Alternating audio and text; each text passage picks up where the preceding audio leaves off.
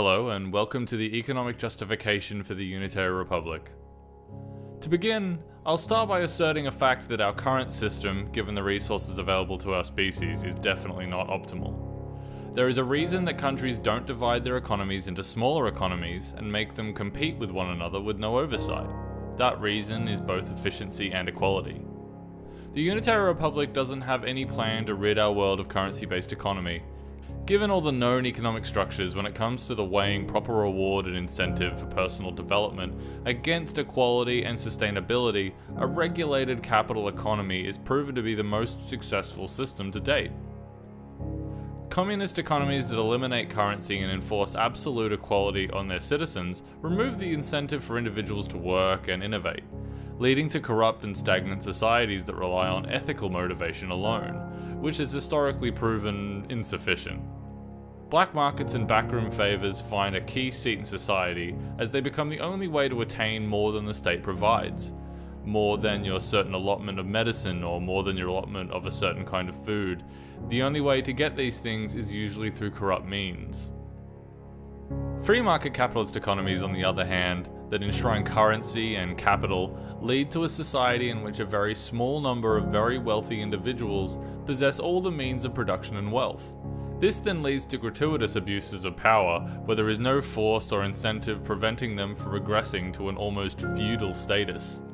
In this situation, innovation and discovery is heavily controlled as the wealthy and powerful are constantly paranoid about losing their power to a new technology, such as the Russian nobility resisted the railroad, fearing it would bring revolution from the West. The answer is something between these two extremes.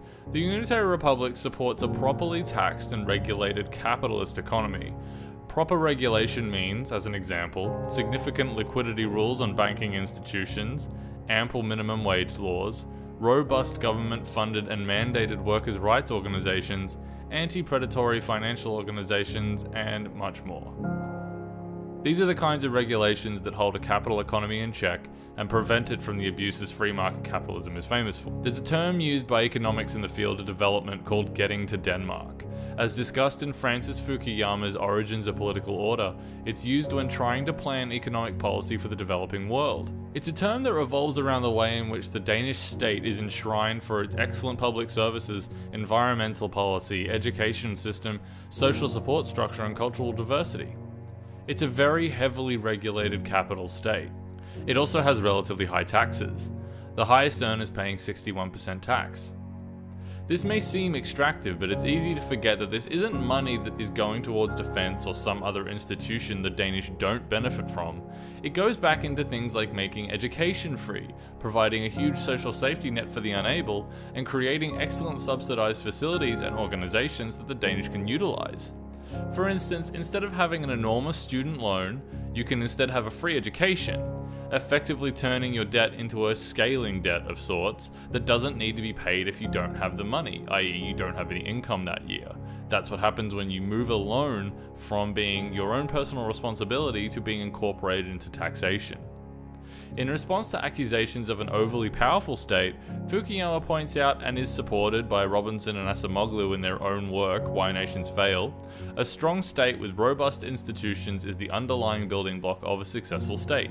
A weak economic and political state is unable to take action within itself, and is prey to the most powerful individuals and private actors, though those same individual and private actors will always fight for the domination of private players by cultivating fear of a strong state, because as long as that fear stands in the hand of libertarians and conservatives, the wealthy retain an incredible amount of power over them. The Danish system, which is so enshrined for its excellent living standards and representative government the founding fathers would look upon with envy, does not suffer such delusions about the primacy of the private sector. As we saw in Iceland, a country not dissimilar to Denmark, when they embraced financial deregulation, they took very little time to enter a spiral of debt and decline, as the extremely wealthy took the reins of an already successful political and economic society, pushing Iceland into a depression that diminished its GDP by 5.5% in 6 months in 2010. This is because they exposed themselves to the risk factors that were outside of their country and outside of their control that were taking place in riskier markets such as the US. Having established that the Unitary Republic favors a well-regulated capital economy, what kind of world can we anticipate? Well, let's look at the current system, enormously inefficient as it is. Currently, the accumulated total gross domestic product for the world is $74 trillion US, according to lists generated by the CIA. The average GDP within all of those countries is $343 billion, accounting for an average GDP between Denmark and South Africa. The average growth for all nations on the globe is about 3.16%, even without the benefits incurred by a unitary state. These figures include countries such as Iran, whose economy is being strangled by sanctions, Greece, after partial economic collapse and austerity measures, and the Central African Republic, which is in the middle of rebel seizure and ethnic genocides, and it's still achieving a global growth average of 3.16%. It has to be noted that GDP is renowned for its lack of accuracy in accounting for economic health, as it's generated by raw output. It often has difficulty accounting for true purchasing power and does not take into account efficiency correctly, as it doesn't account for hours worked. According to the OECD, the average worker in Mexico works 2,237 hours in a year, whereas a Dutch worker works an average 1,380. Despite this, the Netherlands has a GDP of 722 billion, and Mexico only has a GDP of 1.3 trillion. Mexico works almost twice as long, with a population almost 10 times larger, but only doubles the output of the Dutch economy. The conclusion here is that GDP is not an indicator of economic efficiency, just output. Certainly, the slave nation of ancient Egypt probably would have a deceptively large GDP as well compared with its contemporaries, though you couldn't say the same thing for its standard of living. Despite these enormous inefficiencies and assuming no change in world GDP due to the enormous pervasive increase in the rule of law from joining a political union like the Unitary Republic, the real GDP per capita for the world would be $17,598. That's $17,000 US to spend on each person on the entire planet. Every starving child in Africa and Central Asia, and every Westerner. That's roughly the same GDP per capita as Malaysia. With that being the absolute low point in economic terms, we can move up from there. First and simplest is the readjustment of military spending. Currently around the world, according to the Stockholm International Peace Research Institute, we spend $1.7 trillion on defense spending. This, of course, is a bit misleading, as that's simply the percentage of the budget that is dedicated to the armed forces. But wars and military expeditions have a lot of collateral costs in things such as debts that don't really come under this budget. The estimated cost of the war on terror comes in around $5 trillion for the US alone, including the incurred debts that will be paid into the 2020s, as reported by Time in 2011. So if we were to assume that it's about $2 trillion a year in actual expense, though that's likely low, that's another $2 trillion that could be going back into economic and social services. According to a US congressional report, for instance, war planners have wasted as much as $60 billion in contract fraud and abuse in Iraq and Afghanistan. About $1 for every $3.50 spent on contractors in these countries over the last decade. This kind of contractual wastefulness is not unique to these militaries and theaters either, though it is most pronounced in the United States. Eisenhower warned of the overly powerful military-industrial complex, and while there's unlikely any true organized conspiracy, what there is a large number of opportunistic businessmen that stand to make an extremely large amount of money from the wastefulness of militaries such as that of the United States. This continues into the astonishingly wasteful $1.5 trillion F-35 Joint Strike Fighter program. What is meant to be the next generation of fighter aircraft has become an enormous burden on the US military and the US government treasury. The cost of the program is the same as the GDP of Australia in 2013, which is the 12th largest economy in the world. Around 25% of the military budget is for personnel salaries. So even if you simply paid those men and women to go home and do nothing, the world would retain $1.5 trillion to direct towards other endeavors and priorities.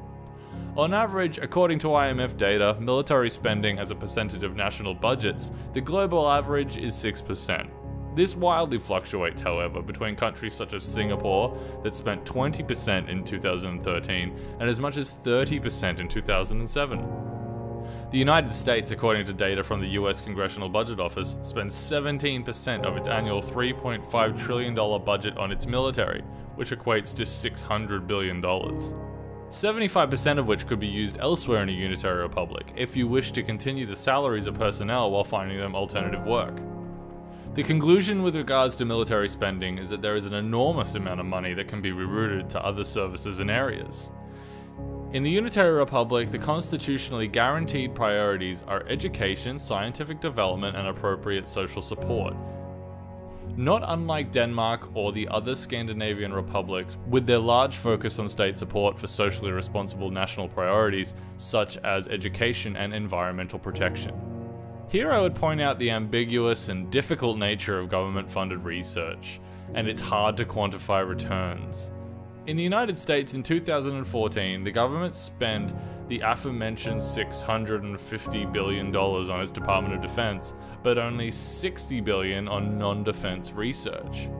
In the words of Michael White in the Pacific Standard, if you care about the economic returns of research, don't focus too much on the economic returns of research.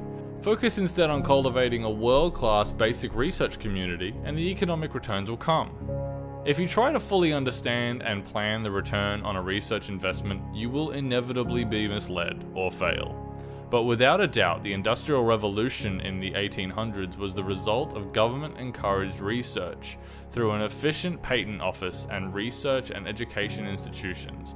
Not only that, but through encouraging those you encourage an environment of innovation that's impossible to quantify, but an inability to plan for them doesn't mean they're not observable. Certainly the incredible focus on efficient infrastructure has given a tremendous amount of economic gain to countries such as South Korea and Japan.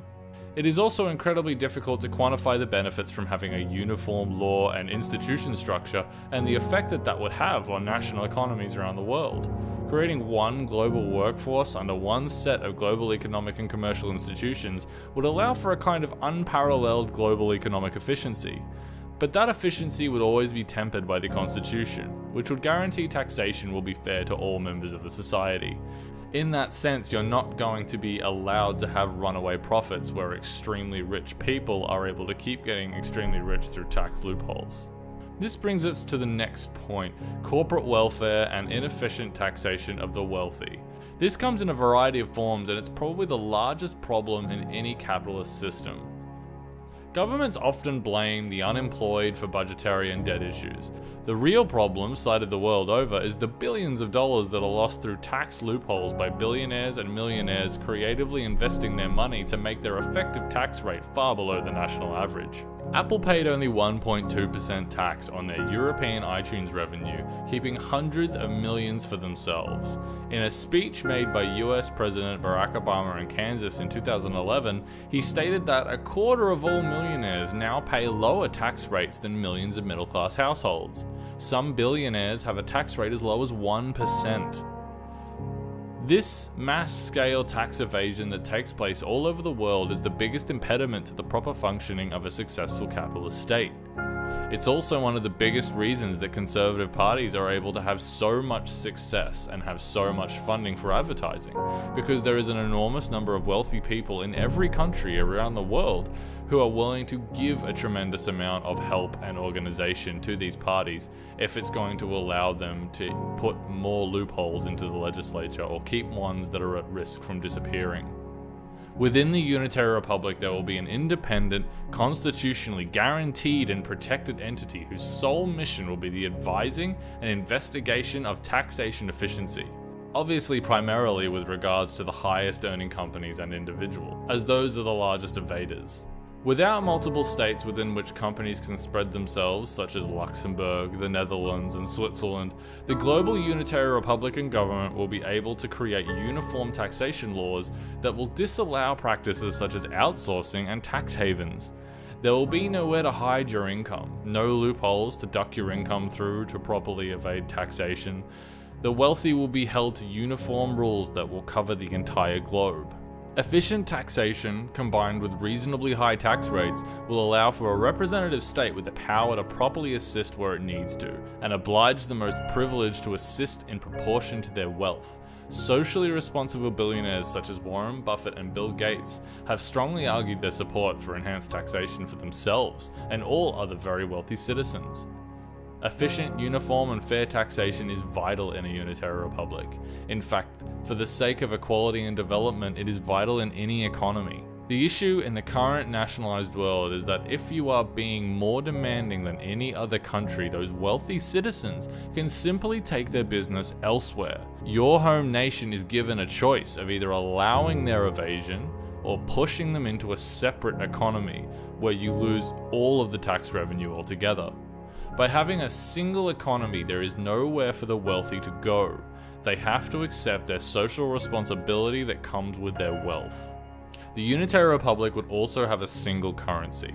This is a vital component of a single-state economy.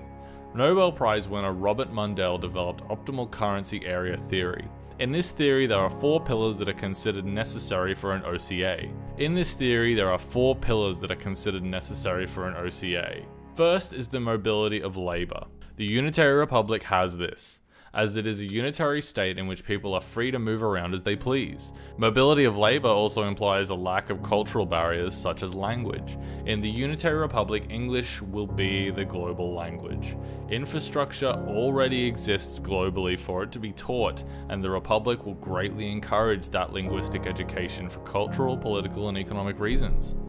This also includes the transfer of labor and finance to connect wealthy, technologically rich regions with resource-rich regions.